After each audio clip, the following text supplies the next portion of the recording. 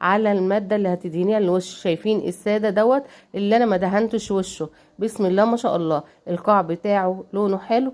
اللهم صل وسلم وبارك على سيدنا محمد. طيب احنا دهنا والقاع بتاعه طلع غامق شويه مطرح العسل اللي باين عليه دوت. نعمل ايه؟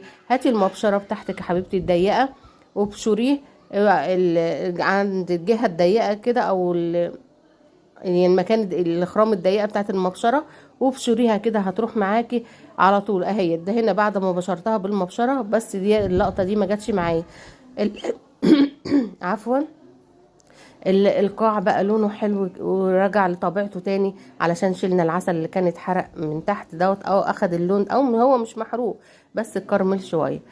تقدميها بقى مع شاي، مع فطار كده، مع كوبايه شاي او شاي بلبن، او مع لبن او حليب يعني. بسم الله ما شاء الله، جميله جدا. لو ساده تغمسي بيها جبنه.